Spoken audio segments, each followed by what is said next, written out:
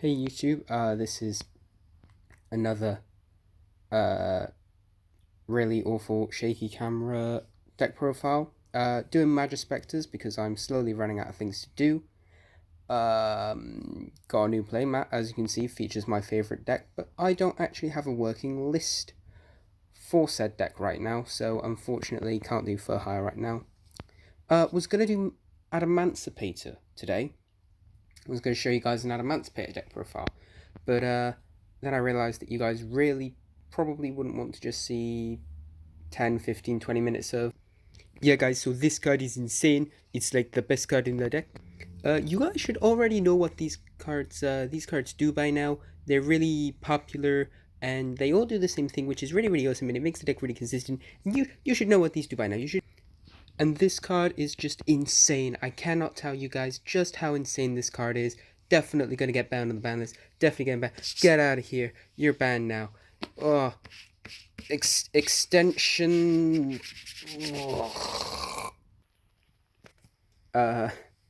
So. Yeah. Kind of figured you guys wouldn't appreciate that too much.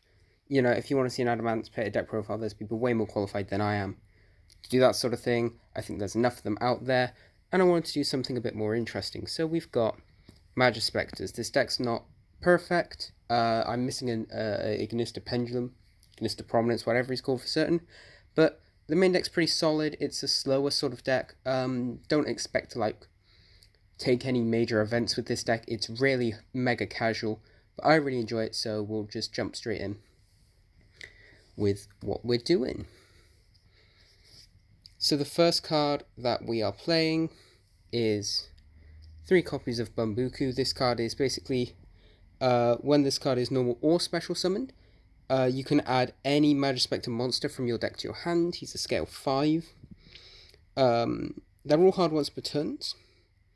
But the best thing about these MAJESPECTERs, I will try and... sorry, that's my hand there. I'll try and zoom in so you guys can see. They cannot be targeted or destroyed by your opponent's card effects, which means that they have to be over them in battle. So, well, or you can like banish them, things like that. But it's a level of protection that's really helpful for these guys because they are quite small. Then the MAJESPECTERs you want to be searching are 2 copies of Ogama.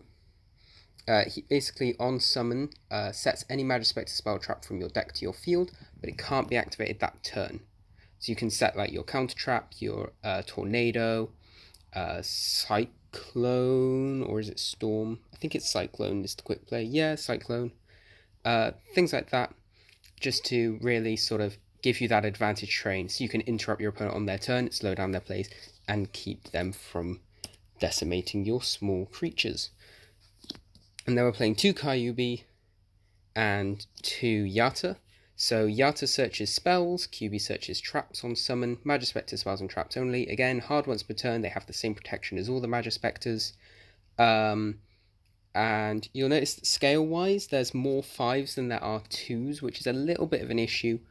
But, you know, there's ways to get around it. There is a card in the main deck, you guys probably know it if you know anything about MAJESPECTERs, that helps you get around that.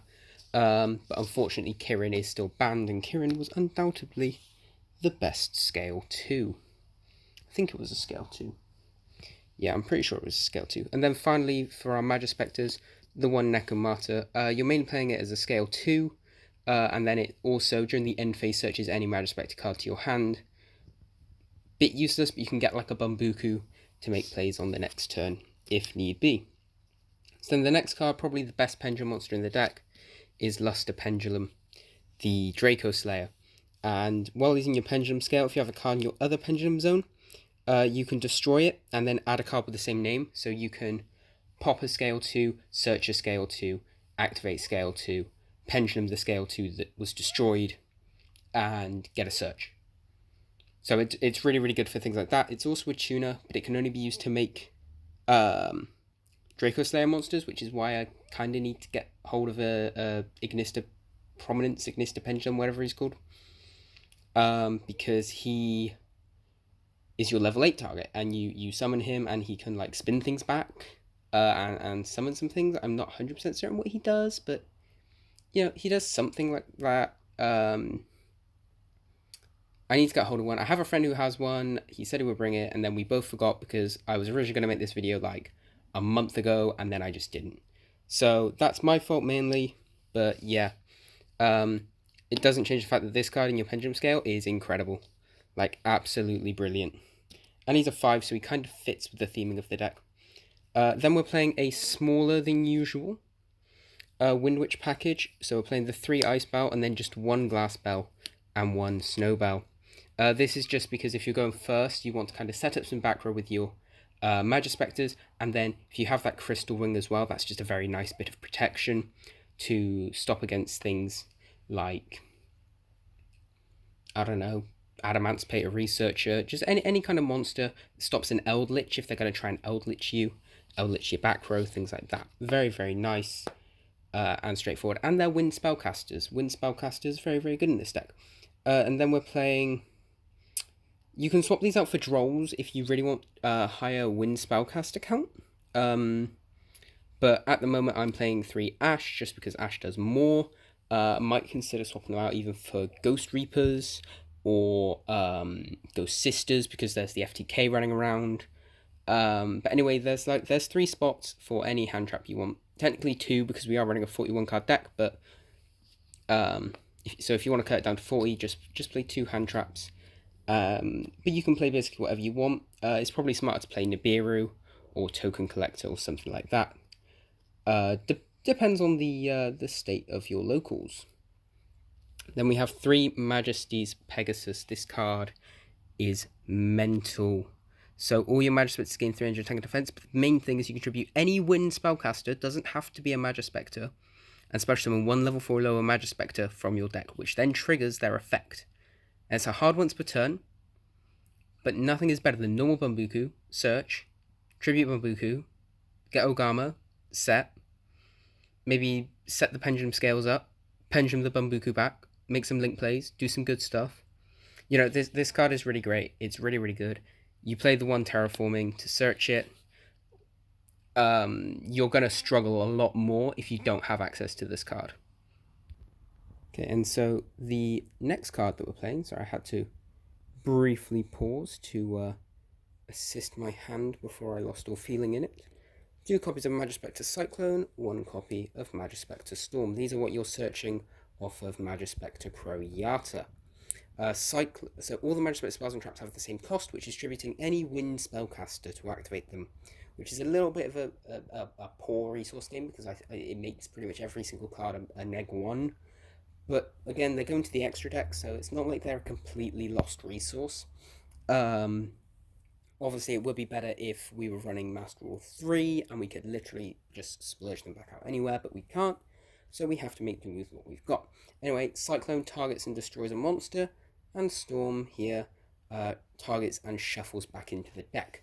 Now you play 2 Cyclone, 1 Storm, because although Storm is better removal, Cyclone is a quick play spell, which means that you can set it off of the Ogama and then use it on the next turn while your opponent is trying to make plays. So they're basic levels of interruption, really, really nice, and like I said, completely searchable off of the Yata. Then the next spell that we are playing is 3 copies of a painfully underrated card. I'm really annoyed I don't have 3 Ultras. Ties the Brethren. If I ever do a Magical Musketeer deck profile, this card will probably be in it, because even I have been underestimating it. It's insane. You activate this card, you pay 2,000 life points, you don't care about your battle phase, especially not in this deck. All your cards are tiny, and you can trigger each of the Majespecters that you summon off of this.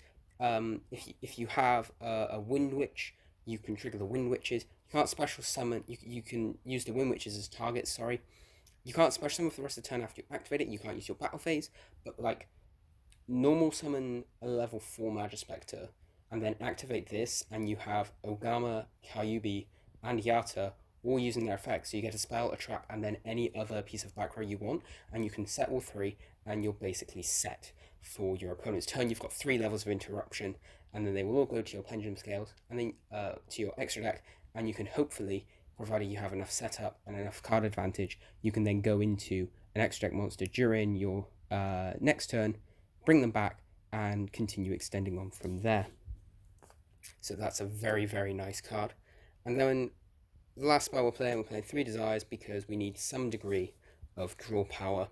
Otherwise, we may occasionally get quite cloggy hands. In the trap department, we are playing 2 Tornado and 2 Tempest. So these are your traps that you are searching off of the Kyubi and also your Ogama. You can set them off of Ogama.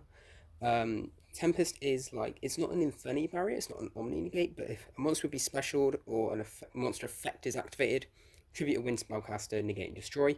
And then Tornado is tribute a wind spellcaster, target a monster, target a monster on the field and banish it. So you can banish their Halka Firebrax, you can banish their O-line, things like that. Really, really nice bits of removal there.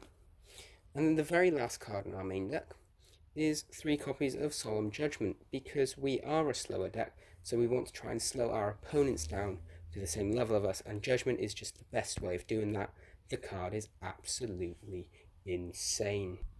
Okay guys, so that was it for the main deck. Now we're moving on to our extra deck, and well, unfortunately it is a bit all over the place. Like I said, I don't have an Ignister, so you would just swap out probably the Gaga Cowboy for that, because obviously Cowboy's only coming up in game 3 in time, which you know, hopefully you won't ever have to come across because you can slow your opponent down for long enough. So the first thing that we have is of course our Link monsters. We're playing the 1 win because we are a wind deck, and you know, it's just a generic Link that's easy to go into. The 1 Great Fly, again because we are a wind deck. The power boost is very, very nice for our MAJESPECTERs. It does let them get up to, not brilliant, but like more acceptable levels of attack power. And then when it's sent to the grave, when it's destroyed, sorry, battle or card effect, you get a wind monster in your graveyard back to your hand, so you can recur Great Fly itself. If for some reason you have a MAJESPECTER in your grave, for some unfortunate reason, you can add that back. Wind Witches, Droll, things like that. Really, really nice. Then you've got Nightmare Serb, Nightmare Phoenix, and Nightmare Unicorn. I shouldn't have to explain these. These are literally some of the best Link monsters in the game that are generic. They're really, really good removal. The cost of a discard isn't that bad, and they do provide protection if they are co-linked. And then you want to link climb up, preferably into this guy, Zephyr Metaltron, because he's got 3 down arrows, which means 3 down arrows to pendulum back your pendulum monsters with. Okay, and we'll get a nice close, because I don't know if many people will have seen this card. It was a super from Extreme Force, which was like a really dodgy set. And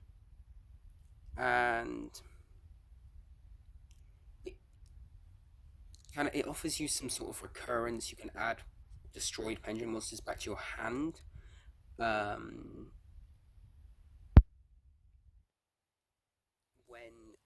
a monster that was special from the extra deck is brought back, so later on in the game when all of your pendulums you'll bring them back are back from the extra deck, if they get popped you can add them back to your hand, which then means that you don't have to use an extra monster zone when you summon them. And then it's a big beat stick. You can target a monster on both players' sides of the field that was specialed from the extra deck, and banish them both. That's not a quick effect though, which is the only downside. But say your opponent, you've baited out your opponent's negates because you've sided in your Dark Ruler no mores and things like that. You can banish your opponent's Appaloos or your opponent's Boros. You can banish your opponent's Boros Savage with this card by banishing like a pendulum that it's pointing to, and then you also get rid of the Dragon Buster Lock, things like that. It's just a decent enough piece of removal, but really you're only playing it because it has incredible, incredible arrows for this deck. Then we're playing the 1 Boral Sword just so that we can OTK if we need to. If we really need to get that final push of damage in, that's what the Boral Sword is for. Then for our Synchros, because we do have the Windwitch package, we've got the 1 Odd Eyes Meteor Burst Dragon. This just specials a monster from your Pendulum Zone, so if you've got a MAJESPECTER that's stuck in there, then you can summon it out using Meteor Burst, and then its effect will trigger. The only thing is that Meteor Burst then won't be able to attack. And then it's like a skill drain during the battle phase as well. I don't know how relevant that is, but it might become relevant at some point depending on how the format develops. Then we've got the one Winterbell. You need this for your Wind Witch combo. You need it so that you can then summon out the Crystal Wing. And the Crystal Wing is mandatory because it's like the only monster negate you get that isn't Tempest or Solemn. So if you open really badly but you have access to Wind Witches, you at least still get the one monster negate that you can access at any point. And then it's also like it can like crash into things. It gets really big, good stuff. Because a lot of your monsters are level 4, we're playing a nice, pretty beefy rank 4 package. Standard stuff though, we've got the one Abyss Dweller to stop grave effects. Obviously we're a Pendulum deck, we don't care about the graveyard ourselves. The one Exciton Knight, this is just if we go in second, we make Exciton, we blow up the board, set some back row. Nice and lovely jubbly there. Tornado Dragon, back row clearance. Yeah, we don't do well under TCB at all. So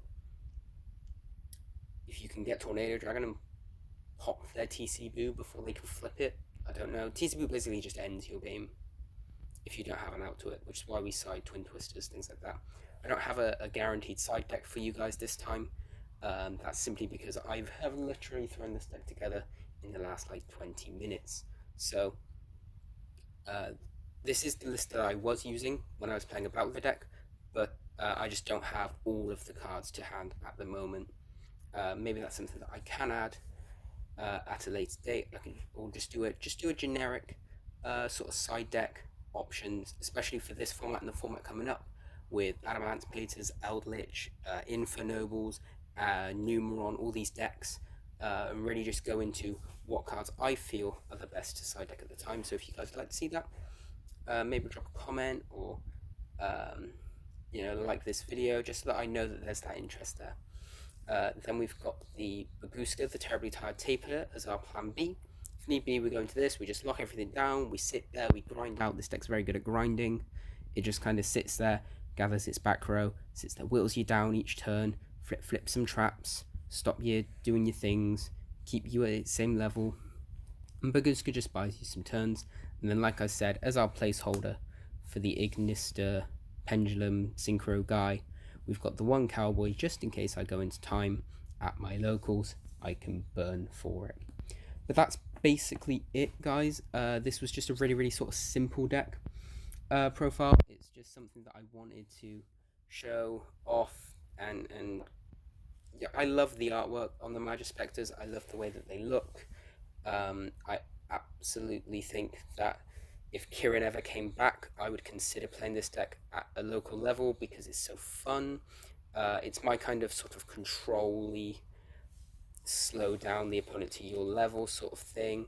And as you can tell by the fact that I love For Hire, I'm just a sucker for decks that have cute animals on it. I've got my little rank 2 beast engine that I've just been using recently as well, preparing for the Melfi. So yeah, any deck that has sort of little animals but also stuns you out, that's brilliant, and I love that. So if these guys ever get their big boss monster Kirin back, you can be certain that I'll be updating this list and probably taking it to a locals. But that's going to wrap it up for today, guys. Hopefully we may be able to get like some recorded matches depending on how things go. We're going to try and sort at least one out for you guys, just in case that's something that people be interested in, just like watching me play. It'll be at a local level, but like I'll try and play decent decks. I won't probably won't be taking MAJESPECTERs just yet, but maybe I'll take this garbage, junky, awful deck that no one's ever heard of, this absolute trash. I think it's called like Adamancipator, Adamancip guys, these things. Maybe I'll take these. Maybe these guys. Would you guys like to see a match with these guys? I don't know.